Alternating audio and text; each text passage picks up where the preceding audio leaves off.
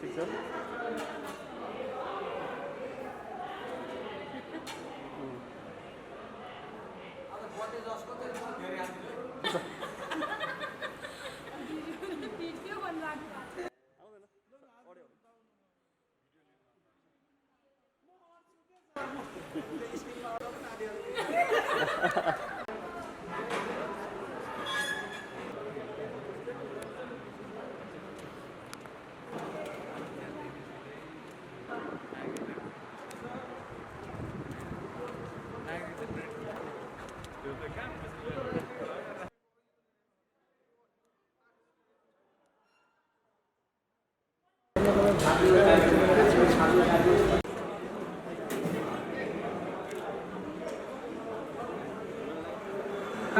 यस नागार्जुन नगरपालिकाका प्रमुख श्री मोहन बहादुर बस्नेतज्यूलाई अनुरोध गर्दछु। यस्तै आजको यस कार्यक्रमको प्रमुख अतिथिको रूपमा पाल्नुहुने शहरी विकास राज्य मन्त्री माननीय रामवीर मानन्दज्यूलाई प्रमुख अतिथिको रूपमा आसन ग्रहण गर्ने अनुरोध गर्दछु। प्रदेश सभा सदस्य माननीय अष्टलक्ष्मी साक्यज्यूलाई अतिथिको रूपमा आसन ग्रहण गर्ने अनुरोध गर्दछु। यसैगरी प्रदेश सभा सदस्य माननीय केशव पोखरेलज्यूलाई अतिथिको रूपमा आसन ग्रहण गर्ने अनुरोध गर्दछु। आसन ग्रहण गर्न अनुरोध गर्दछु।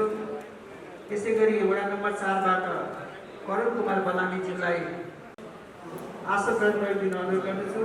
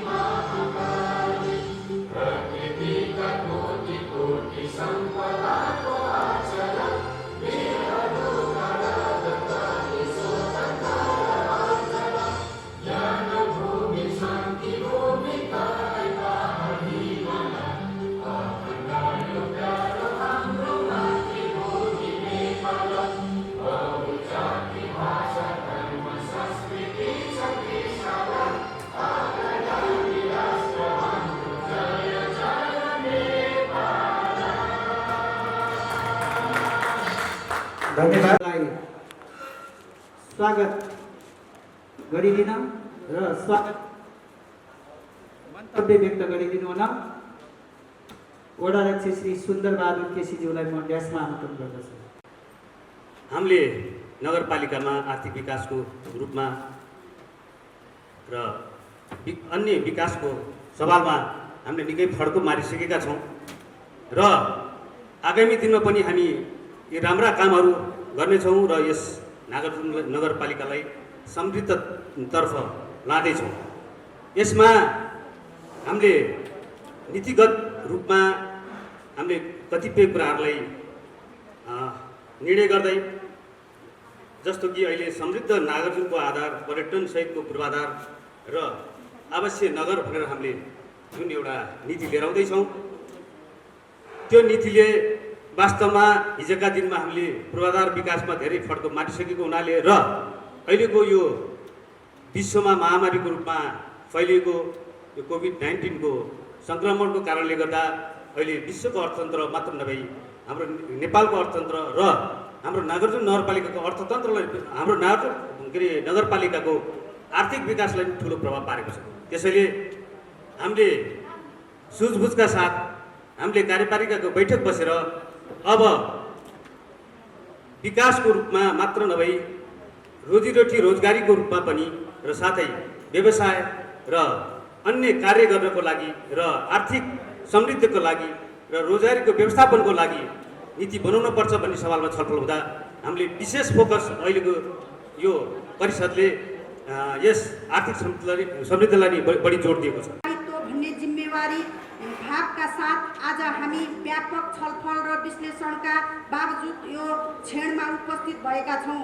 नगरपालिकाका समस्या, आवश्यकता तथा अपेक्षा असमयित छन्, तर सीमित स्रोत र बावजुद तिनीहरूलाई क्रमिक रूपमा न्यायोचित सम्बोधन गर्न हाम्रो दायित्व हो।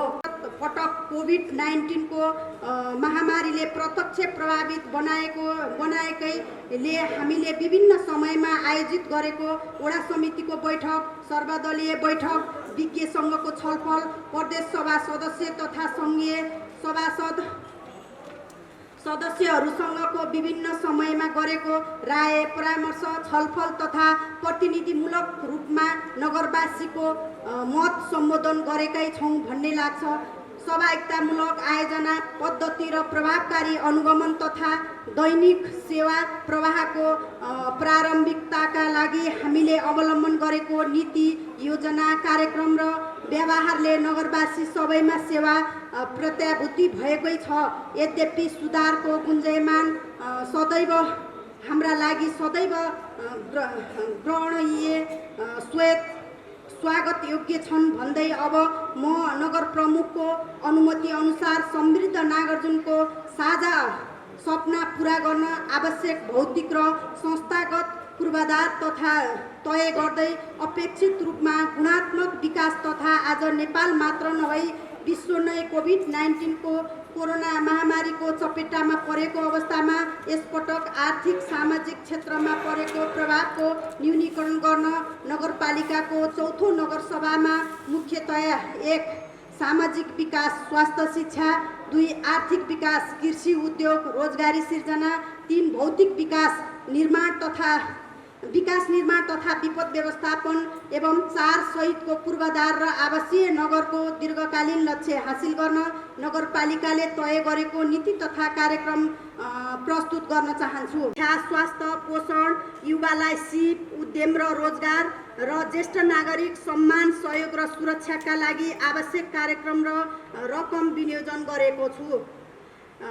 नगरपालिका भित्रका विपन्न वर्गका बालबालिकाहरूको स्वास्थ्य प्रवर्धनमा सहयोग तथा जन्म दर्ता गर्न पाउने बाल अधिकारको संरक्षण एवं घटना घटे लगत्तै घटना दर्ता गर्नुपर्छ भन्ने सन्देश प्रवाह गराउनको लागि बच्चा जन्मेको 35 दिनभित्रमा जन्म दर्ता गराएमा नगरपालिकाले जन्म दर्ता गराए बापत रु 1000 प्रोत्साहन भत्ता दिने व्यवस्था मिलाएका छौँ। नगरपालिका अन्तर्गतका बाल विकास केन्द्र तथा सामुदायिक विद्यालयको अवस्थामा सुधार गर्दै विभिन्न वर्ग बालबालिकाहरूको पहुँच पुग्न सक्ने गरी पूर्वाधार निर्माण, व्यवस्थापन तथा नगरपालिका भित्रका कक्षा 1 सम्मका विद्यार्थीहरूका लागि विद्यालय खाजा जस्ता कार्यक्रमलाई निरन्तरता दिइनेछ। साथै बाल विकास सहजकर्ताका लागि आगामी आबबाटै नगरपालिकाको तर्फबाट थप उचित प्रोत्साहन को व्यवस्था गरिनेछ। आवश्यक साबुन, मास्क, सेनिटाइजर, पीपीई खरिद एवं क्वारेन्टाइन स्थल निर्माण गर्नुका साथै पीसीआर मेसिन खरिद गरिनेछ। स्वास्थ्यको लागि खेलकुद अन्तर्गत नगरपालिकाका खेल प्रेमीहरूलाई स्वास्थ्य र अनुशासित बनाई उत्कृष्ट खेलाडी उत्पादनमा सहयोग पुर्याउन उपयुक्त अवसरमा उपमेयर कप जस्तै फुटबल, भलिबल, ब्याडमिन्टन आदि प्रतियोगिता आयोजना गरिनेछ। आगामी आबमा 1 कवर हल वा बहुउद्देश्य भवन निर्माण गर्नुका साथै सबै वडामा 1 वडा 1 खेलकुद मैदान निर्माण र स्तर उन्नतिको लागि थप पहल गरिनेछ। ज्येष्ठ नागरिकहरू जिउँदो इतिहास हुन्, उनीहरू प्रेरणाका स्रोत हुन्, तसर्थ उनीहरूलाई एउटै थलोमा भेला भई भलाकुसारी गर्न र जीवन उपयोगी अनुभवहरू प्रदान गर्न नगरपालिकाका विभिन्न स्थानमा ज्येष्ठ नागरिक मिलन केन्द्र, चौतारो निर्माणका साथै ज्येष्ठ नागरिक फरक क्षमता भएका नागरिकहरूका लागि स्वास्थ्य संस्था तथा यातायात सेवामा छुटका सुविधाहरूको लागि सम्बन्धित निकायमा पहल सहित विभिन्न कल्याणकारी कार्यक्रमहरू समन्वय गर्न प्राथमिकतामा राखिनेछ। साथै परिचय पत्र वितरण तथा सामाजिक सुरक्षा भत्ता वितरणलाई सहज र थप प्रभावकारी बनाउन बनाउने आदि लगायतका सामाजिक विकाससँग सम्बन्धित नीतिहरू लिइनेछ।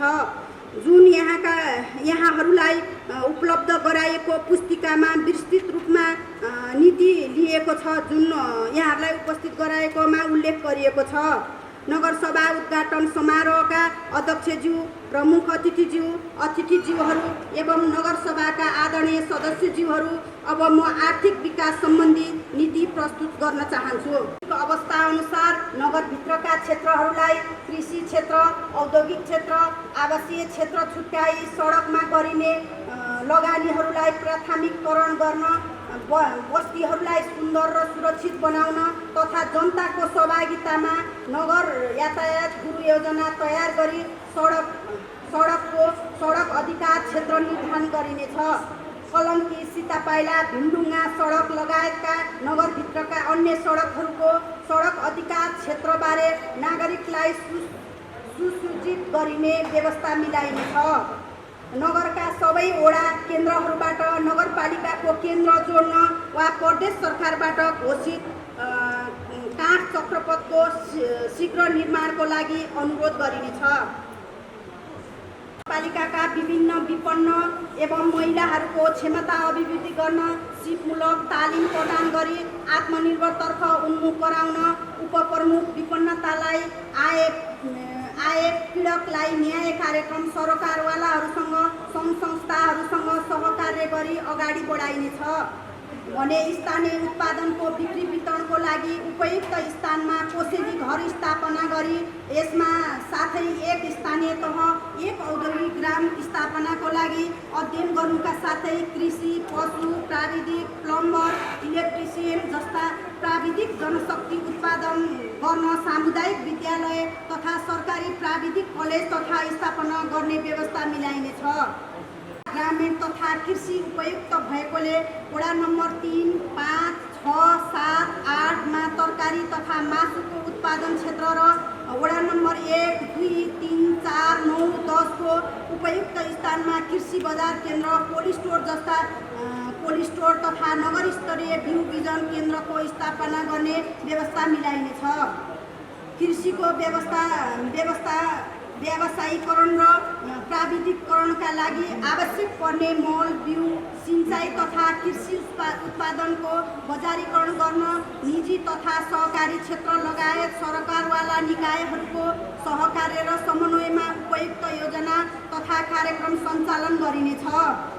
यसको लागि कृषि ऋण तथा अनुदानको व्यवस्था गरी आबको प्रारम्भमै उपयुक्त कार्यविधि तर्जुमा गरी कार्यान्वयनको व्यवस्था मिलाइनेछ। नगरसभा उद्घाटन समारोहका अध्यक्षज्यू, प्रमुख अतिथिज्यूहरू एवं नगर सदस्यज्यूहरू, आदरणीय सदस्यज्यूहरूमा विपद व्यवस्थापन तथा व्यक्तिको विकास तथा रोजगारी सिर्जनाको लागि नागरिक सहभागिता अभिवृद्धि गर्न योजनाहरू, श्रमदान तथा लागत सहभागितामा जोड दिनेछ। नगरसभाबाट आयोजना स्वीकृत गरी आफू खुसी योजना सुरु गरी निर्माण भइरहेका योजनाहरूमा नगरपालिकाले आर्थिक व्यवहार गर्ने भनी योजना माग भइआएका त्यस्ता योजनाहरूलाई नगरपालिकाले स्वीकृति नदिने र बजेटको व्यवस्था पनि नगर्ने नीति लिएको छ। नगरपालिकाबाट सञ्चालित एवं निर्माण हुने पूर्वाधारको गुणस्तर कायम गर्न अनुमान, सुपरिवेक्षण, मूल्याङ्कन कार्य व्यवस्थित गरिनेछ। साथै योजनाको अन्तिम भुक्तानी गर्नु पूर्व सार्वजनिक परीक्षण अनिवार्य गर्नुका साथै अनुगमन समितिको सिफारिस बिना भुक्तानी गरिने छैन। नगर क्षेत्रभित्र विस्तार हुने शहरी क्षेत्रका पूर्वाधारहरूको निर्माण र सहजताका लागि वडाको सिफारिस तथा नगरपालिकाको सहमतिमा मात्रै जग्गाको प्लानिङ र प्लटिङ गर्न पाइने नीति लिइनेछ। प्रकृति र संस्कृति दुवै जोगाउँ भन्ने भावना अनुरूप नगरभित्र सम्पूर्ण जात जातिको भाषा, धर्म, संस्कृतिको संरक्षण र प्रवर्धनको लागि विभिन्न कार्यक्रमका साथै स्थान सापेक्ष होमस्टे, साहसिक खेल पर्यटन, जङ्गल सफारी, रानीवन, इचङ्गु, चिसापानी, सेतो गुम्बा, भीमढुङ्गा नर्सरी, स्विजरल्यान्ड पार्क, शिवचटार, पदमार्ग तथा उपयुक्त साइकल मार्ग विकासका लगायतका नगरभित्रका पर्यटकीय स्थलहरूको विकास तथा प्रवर्धन गरिने आदि लगायतका भौतिक विकाससँग सम्बन्धित नीतिहरू लिइनेछ। अहिले हामी मुलुकको यो विशिष्ट एउटा परिस्थितिमा छौँ। अहिले कोभिड-19ले नेपाल मात्र होइन विश्व आतङ्कित गरिरहेको छ र यो विश्व आतङ्कित भइरहेको बेलामा हाम्रो देश नेपाल पनि यसमा अछुतो रहेको छैन र यसमा हाम्रो नागार्जुन नगरपालिका पनि यसमा अछुतो छैन र हामी यो विशिष्ट विषम परिस्थितिमा यो रोगसँग अहिले जुधिरहेका छौँ र यो बजेट प्रस्तुत भइरहँदाखेरि म के अनुरोध गर्न चाहन्छु भने यो कोभिड-19 यो हामीले यो रोगको विषयमा लड्नको लागि यो रोगलाई हामीले परास्त गर्नको लागि हामीले सबैभन्दा पहिला अब स्वास्थ्य क्षेत्रको बजेटलाई नीति र कार्यक्रममा समावेश गरेका छौँ जस्तो लाग्छ अहिलेको यो बजेट हामीले सुन्दाखेरि।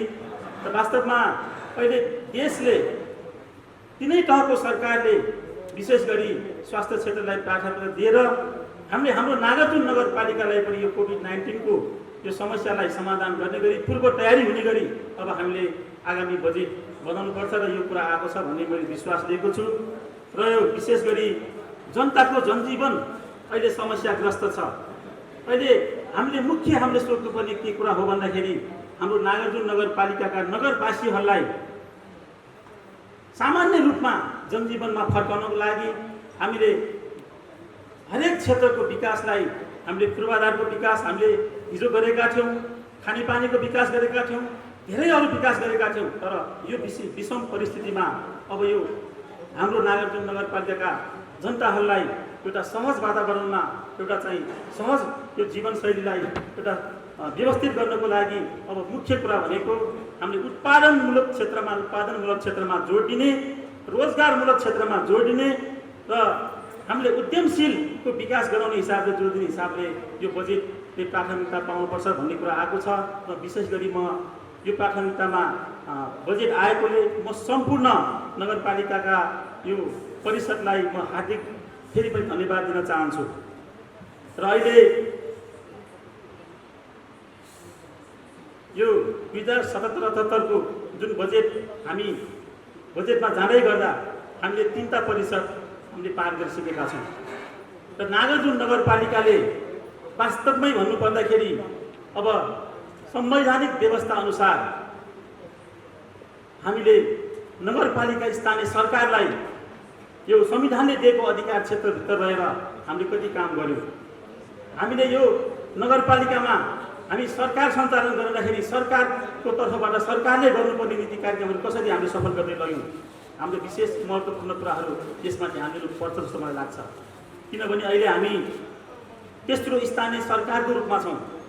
संविधानले हामीलाई स्थानीय सरकारको रूपमा जिम्मा दिएको छ भनेपछि हामीले ऐन कानुन बनाउने, नियमावली बनाउने, कार्यविधि बनाउने र आफ्नो नगरपालिकामा एउटा विकासको कुराहरू जनताको बिचमा लाने, जनतालाई हरेक हिसाबले जनतालाई सेवा दिने कामहरू कति गर्यौँ। आज यो विषयमा यो परिषदमा तपाईँहरूले बन्द सत्रमा छलफल र बहस गर्नुहुनेछ र छलफल बहसपछि तपाईँहरूले आज यो कुरा पास गर्नुहुनेछ। मलाई विश्वास छ अब हामी 4औं वर्षमा प्रवेश गर्दाखेरि वास्तवमा हामीले यो नागार्जुन नगरपालिकालाई समृद्ध बनाउने, यो नागार्जुन नगरपालिकाका जनताहरूलाई सुखी बनाउने, यो नागार्जुन नगरपालिकाको 1 देखि 10 वडामा हामीले भौतिक पूर्वाधारको विकास गर्ने, हामीले कृषि उत्पादन क्षेत्रको वृद्धि गर्ने, हामीले पर्यटन क्षेत्रको विकास गर्ने, हामीले यो प्रशासनिक क्षेत्रको विकास गर्ने, क्षमता विकास गर्ने जस्ता धेरै कुराहरू नीति कार्यक्रममा राख्दै आएका थियौँ र यो पटक पनि यो सबै कार्यक्रमहरू आएको छ। तर म विशेष जोड दिन चाहन्छु अब नागार्जुन नगरपालिकाले अब हामीले पहिलो नगरसभाबाट क्रमागत रूपमा हाल्दै आएको नीति कार्यक्रमहरू हामीले कति सफलतापूर्वक सम्पन्न गर्यौँ, कति बाँकी छ अधुरो कामहरू अब हामीले प्राथमिकरण गर्दै हामीले हाम्रो नागार्जुन नगरपालिकालाई समृद्ध नागार्जुन नगरपालिका बनाउने र सुखी नागार्जुनवासी बनाउने उद्देश्यका साथ ध्यान केन्द्रित गरेर तपाईँहरू लाग्नु हुनेछ भन्ने मैले विश्वास गरेको छु। तीन पुस्ताको अगाडिको कुराहरू गर्दाखेरि एउटा ऋषिले चाहिँ सबैलाई चाहिँ भस्म गरिदियो यो भस्म गरिसकेपछि के भयो भन्दाखेरि गङ्गाले स्नान नगरिकन गङ्गा नछोइकन पानी तपाईँ सबै टेस्ट गर्नु होला। तपाईँहरूसँग अहिले टेस्ट कति गरिसक्नुभयो तपाईँहरूले र टेस्टिङहरू सबै कोही पनि अहिले कोरोनाका चाहिँ काठमाडौँमा बसिरहनु भएका र नेपालभित्रै रहिरहेकाहरूलाई कोरोना कसैलाई छैन। मैले कोभिड-19 को विषयमा तपाईँलाई यति मात्रै किन जानकारी गराएको भन्दाखेरि तपाईँहरूलाई याद छ कि प्रधानमन्त्रीले भन्दाखेरि यो अलिकति मान्छेलाई चाहिँ बेसारको कुराहरू गर्दाखेरि अचम्म लाग्न सक्छ। उहाँले चाहिँ अलिकति व्यवस्थित गरेर चाहिँ बेसारले के हुन्छ भनेर भन्दाखेरि युरोप भनेको देश कस्तो हो भन्दाखेरि म तपाईँलाई भन्न चाहन्छु। आज कोभिड-19ले किन त्यो असर गर्यो त्यो विषयमा तपाईँलाई चाहिँ जानकारी गराउँछु। आज युरोप भनेको देश यस्तो देश हो जुन देशमा जम्मा 2टा मात्रै मौसम हुन्छ। तपाईँहरू खोज्नु होला र त्यसको उत्पादन भनेको के हो? युरोपको उत्पादन भने जम्मा 2टा चिज उत्पादन हुन्छ, आलु र प्याज मात्रै। र त्यो युरोपमा बस्ने मान्छेहरूले पहेँलो भनेको यो बेसार भनेको हर्दी भनेको कहिले खाँदैन, कहिले खाएको छैन। हेर्नु होला तपाईँहरू चाहिँ गएर सोध्नु होला नपत्या। र त्यहाँ 2टा मौसम भने एउटा मौसम 0 डिग्री हो। हेर्नुहोस् युरोपको 0 डिग्रीको एउटा मौसम हुन्छ भने 0 डिग्री भन्दा मुनिको मात्रै एउटा मौसम हुन्छ। त्यो ठाउँमा ढुङ्गा पनि एकदम चिसो हुन्छ। र तपाईँहरू हेर्नु होला युरोपका मान्छेहरू सबैभन्दा चिसा हुन्छ। र यसमा म विवरणमा जान्ने युरोपको चाहिँ कहानी तपाईँलाई सुन्ने भए एक दिन फेरि मिलाएर म भनौँला। युरोपको संस्कार र संस्कृतिसँग हाम्रो नेपाल र हाम्रो यो भूगोलसँग मिल्दैन। हाम्रो देशमा 6वटा मौसम छ। तपाईँहरू जेसुकै रोप्नुहोस्, अहिले काठमाडौँको मात्र होइन नेपालको कुनै पनि भूभागमा एउटा चराले मेरो घरको छेउमा आएर बिस्टा गरेकोबाट पिपलको बोट उम्रिन्छ हाम्रो देशमा। र तपाईँहरूलाई चाहिँ म भन्न चाहन्छु बेसार भनेको यस्तो एउटा चिज हो जुन हामी जन्मेदेखि तपाईँहरूलाई के गर्छ मलाई थाहा छैन, तर म अहिले मेरो उमेरको हिसाबले गर्ने हो भने तर हिजो हाम्रो चाहिँ यो नाभि काट्ने चलन ब्लेड पनि थिएन, ब्लेड पनि थिएन। तपाईँलाई चाहिँ जानकारी गराउँछु, ब्लेड आएको धेरै वर्ष भएको छैन। ब्लेड पनि थिएन। त्यो नाभि चाहिँ आमासँग जोडेको नाभि काट्नलाई एउटा फलामको हँसिया पनि, अझ हँसिया पनि मलाई लाग्छ हँसिया पनि एउटा हो। अर्को एउटा चाहिँ छ हाम्रो चाहिँ यो नङ काट्ने चाहिँ त्यस्तोले काट्थ्यो। र त्यसमा सबैभन्दा पहिला हाम्रो आमाले बेसार राखिदिन्थ्यो यो नाभीमा। त्यही नाभीको बेसारले नै हामी हुर्किँदै आउँछ। र आमाले के पर्यो भने सबैभन्दा पहिला बेसार र पानी नै खुवाउँथ्यो। र तपाईँलाई पशुहरूको कुरा गर्छु म। पशुहरूलाई चाहिँ त्यो बोकालाई चाहिँ खसी बनाउँदाखेरि तपाईँले याद गर्नु होला 2 घन्टामा खसी चाहिँ भाग्छ कि बेसार मात्रै लगाइदिएको भरमा। र कुखुरालाई तपाईँ अहिले पनि तपाईँहरूको कुखुरा बिरामी छ भने बेसारमा नुन अलिकति मात्रै, धेरै नुन होइन, पानी र बेसार मिसाएर खुवाइदिनु होला। कुखुरा तन्दुरुस्त भने मलाई चाहिँ म त्यसको जिम्मा लिन्छु। तपाईँको पशुहरूको खुट्टा भाँच्यो या त हाम्रै पनि धेरैवटा चाहिँ ठाउँमा पाल पऱ्यो भने त्यो बेसार राखिदिएको भरमा हाम्रो निको हुनु चलिन्छ। बेसारले कुनै पनि तपाईँलाई चाहिँ अहिले पखाला लाग्यो भने 1 चम्चा दुधमा चाहिँ अलिकति बेसार मिसाएर खाइदिनु होला या दहीमा मिसाएर खानु होला। अहिले पखाला तुरुन्तै निको हुन्छ। बच्चाहरू धेरै रुन्चे भयो भने तपाईँ बेसारलाई चाहिँ व्यवस्थित गरेर खुवाउनुहोस् त, लाग्छ रुन्छ पनि। बेसार भनेको के हो त भन्दाखेरि इम्युनिटी पावरको एउटा महत्त्वपूर्ण भाग हो। र यो रोग प्रतिरोधात्मक मात्र होइन, यसले निको पार्न सक्ने क्षमताको यो जैविक यो प्रयोग पनि हो। त्यसकारण बेसारलाई हामीले र अर्को चाहिँ हामी मसला नहाली पनि केही खाँदैन। चाहिँ यो अवधारणा चाहिँ जुन कुराहरू WHO ले भनेको कारणले मात्र हो, होइन भन्दाखेरि आज 90 दिन भइसक्यो तपाईँहरूको घर परिवारमा कसैलाई कोरोना लागेको छ? काठमाडौँवासीहरूलाई मेरो प्रश्न हो यो। र विदेशबाट आएकालाई मात्रै मेरो यो प्रश्न हो कि तपाईँहरू लागेर आउनु भएको थियो कि नलागिकन आउनु भएको थियो? यसको प्रश्नको पनि जवाब दिलाउनुपर्छ। त्यसकारण सरकारले 90 अरब रुपियाँ हेर्नु स्वास्थ्यको लागि मात्रै यो कोरोनाको चाहिँ रोकथाम भनेर मात्रै 90 अरब रुपियाँ बजेट राखेको छ। आफ्नो काम ठुलो हुन्छ। त्यसकारण कामलाई चाहिँ तपाईँहरूले आफ्नो टाउकोमा राखेर जानुभयो त्यो सबभन्दा ठुलो हुन्छ। होइन भने त्यो कुखुराहरू पालेको अन्डा जस्तै हुन्छ। अचम्मै हुन्छ नि कुखुरा अन्डा पालेको हुन्छ होइन, तर हामीले पार्न सक्छौँ त भनेर सरलाई सोद्धाखेरि सक्छ हामीले अन्डा पार्नु। त्यसकारण काम सबैभन्दा जिम्मेवारी। र हामीले गरेको काममा केही कुराहरू हुन्छ, हेर्नुहोस् केही कुराहरू हुन्छ भनेको गुनासाहरू धेरै हुनसक्छ। त्यसकारण मैले आज यो 77-78 को वार्षिक बजेट वितरण कार्यक्रममा मलाई मेयर साहबले प्रमुख अतिथि उपमेयर साहब र वडा अध्यक्षहरू तपाईँ सबैले गर्नुभयो, यसको लागि म धेरै धेरै आभार व्यक्त गर्न चाहन्छु। आफ्ना केही कुराहरू मैले राख्ने अवसर दिनुभयो, यसको लागि पुनः एकपटक सम्पूर्ण नगरका पदाधिकारी र सबै दाजुभाइ दिदीबहिनीहरूलाई म धेरै धेरै आभार व्यक्त गर्दै केही कुराहरू त्रुटि भएको रहेछ भने हामी प्रश्न उत्तर गर्नलाई केही फरक परेन। यसकारण मैले चाहिँ आफ्नो त्रुटि कमजोरीलाई पनि तपाईँहरूले सच्याइदिनुहोस् भन्ने अनुरोधका साथ आफ्नो भनाइ यो टुङ्ग्याउँछु। धन्यवाद। नागरजुङ नगरपालिकामा आजको दिनसम्म यो कोभिड-19 को प्रभाव नपर्नु हामी सबै नगरवासीको एउटा ठुलो जित हो जस्तो मलाई महसुस भएको छ र हामीले यही कोभिड-19 लाई सरकारको निर्देशन अनुसार आगामी वर्षको लागि नागरजुङ नगरवासीलाई महत्त्वको साथ हेरेर यो नगर सभामा बजेट पुस्तिकामा नीति तथा कार्यक्रममा हामीले महत्त्वपूर्ण योजनाहरू समावेश गरेका छौँ। यसलाई कार्यान्वयन गर्नको लागि सम्पूर्ण मान्यज्यू प्रदेश, केन्द्र र हामी एउटा नागरजुङका जनप्रतिनिधिहरू लागेर हामीले यसलाई अगाडि बढाउनु पर्छ। यसको प्रतिफल जब जनताले पाउँदछन् त्यस बेलामा यो 73बाट एउटा स्थानीय सरकारलाई जुन एउटा अधिकार प्राप्त भएको छ त्यसलाई संस्थागत रूपमा लिएर गयो भने यो अहिलेको संविधानले परिकल्पना गरे अनुसारको व्यवस्था एउटा मजबुत रूपमा यसले जग बसाल्छ भन्ने हामी सबैले लिएका छौँ। कहीँ कतैबाट विभिन्न समय कालखण्डमा हामी माथि केही प्रहार पनि हुन लागेको छ।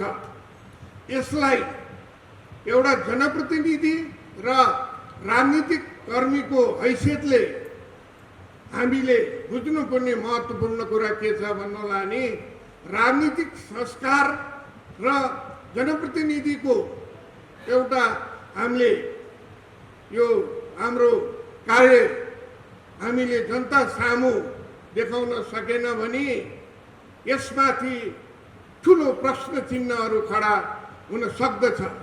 त्यसलाई दृष्टिगत गरी हामी सबैले, हामी जनप्रतिनिधि हौँ, अहिले हामी दलगत स्वार्थभन्दा माथि उठेर जनताका आधारभूत आवश्यकतालाई हामीले एउटा हातेमालो गरेर सिङ्गो नगरपालिकाको एउटा जनसमुदायको परिकल्पना अनुसार केन्द्रीय सरकार र प्रदेश सरकारसँग समन्वय गरेर अगाडि बढ्न सक्यौँ र बढिरहेको छौँ।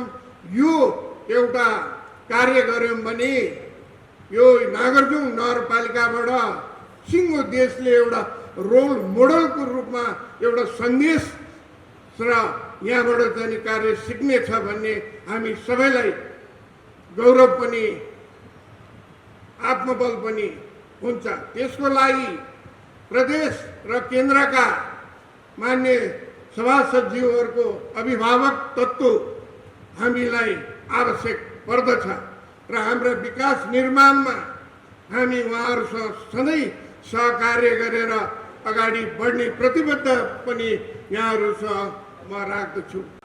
हामीलाई अहिले यो बजेट बनाइरहँदाखेरि हामीले गएको वर्ष 62 करोडको भौतिक पूर्वाधारतर्फ हामीले यो सबै सम्झौताहरू गरेर अगाडि बढिरहेको अवस्थामा यो 4 महिनाको बिचमा हामीलाई 30 करोड रुपियाँ चाहिँ आन्तरिक स्रोतको र प्रदेश र केन्द्रबाट सबै ठाउँबाट आउनुपर्ने पैसा प्राप्त हुन सकेन।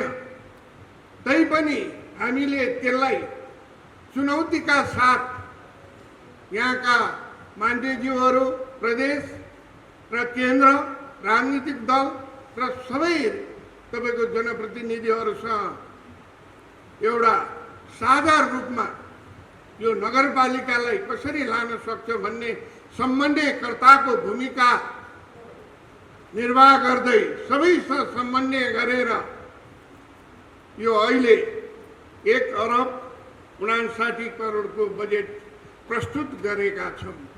साथीहरू, इमान्दारता साथ यहाँहरूले गरेका भूमिकाहरू इतिहासले र समयले तपाईँहरूलाई जनतालाई तपाईँहरूलाई प्रत्यक्ष रूपमा निगरानी गरिरहेको छ। त्यसकारणले यहाँहरू हामी सबै मिलेर जनताका आवश्यकता विकासका कार्यहरू सँगै हातमालो गरेर अगाडि बढ्यौँ भने यस्ता चुनौतीहरूलाई, यस्ता तपाईँको कोभिड-19 र तपाईँको यो गएको ठुलो भूकम्पलाई पनि हामीले परास्त गरेर तिनवटा तपाईँको चाहिँ आन्दोलन गरेर लिएर आएको सँगै गणतान्त्रिक व्यवस्था चाहिँ मजबुत हुन्छ। त्यसको लागि हामीले एकचोटि सोचेर यो देश रह्यो भने यो व्यवस्था रहन्छ, यो व्यवस्था यो देश रहेन भने यो व्यवस्था रहँदैन। त्यसकारणले अहिले 3 तहको सरकार छ, सबैको विन विन भूमिका छ।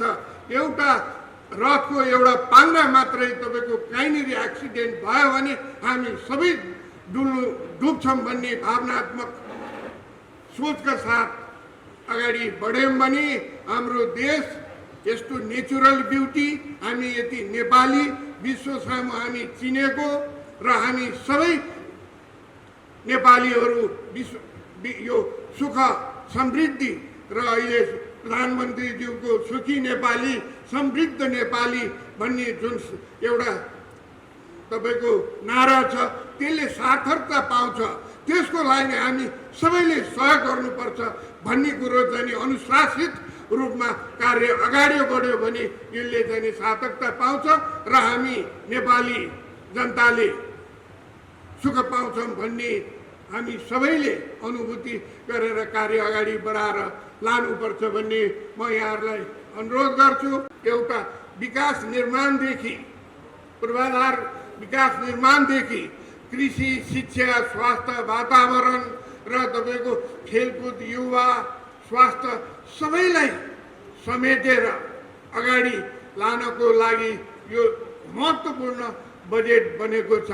यहाँ कसैले पनि यसलाई सहयोग गरेन भने एक्सिडेन्ट हुन्छ। यो एक्सिडेन्टको भाडा एउटालाई मात्र दिएर पन्छिने दायित्व अब हामीले गऱ्यौँ भने हामीलाई जनताले उचित समयमा हामीलाई प्रश्न चिन्ह लाउँछन् र त्यसको सजाय पनि हामीलाई दिन्छन्। त्यसकारणले सर्वोपरि जनतालाई माथि राखेर अनुशासित रूपबाट आफ्नो क्षेत्र अधिकार भित्र रहेर के हो त संविधानले दिएका परिकल्पनाहरूलाई इस्ट्याब्लिस्ड गर्ने हो भने त्यसलाई मूल मन्त्र मानेर छलफल गरेर एउटा राजनीतिक सहमतिको आधारमा नागरजुङ नगरपालिकालाई अगाडि बढाउनु पर्छ भन्ने मूल्य र मान्यतालाई स्थापित गरेर अगाडि बढ्यौँ भने हामी सबै एउटा नागरजुङ नगरपालिका अहिलेसम्म तपाईँको गरेको कार्यले सबैतिर अहिले विकास निर्माणका देखि पत्रकार मित्रदेखि जनताहरूदेखि लिएर हाम्रो केन्द्रीय सरकारका मान्यज्यूदेखि लिएर प्रदेश सरकारका मान्यज्यूदेखि लिएर सबैतिरबाट चाहिँ नि नागरजुङ नगरपालिकाको कार्यको सबैतिर प्रशंसा गरिरहेको पाउँदाखेरि यसको श्रेय हामी सबै टिमले लिने हुँदा यसलाई अझ आगामी दिनमा यहाँहरूको सक्रिय भूमिकाको खाँचो महसुस गर्दै मैले सबैलाई मिलाएर लाने प्रतिबद्धता व्यक्त गर्दछु।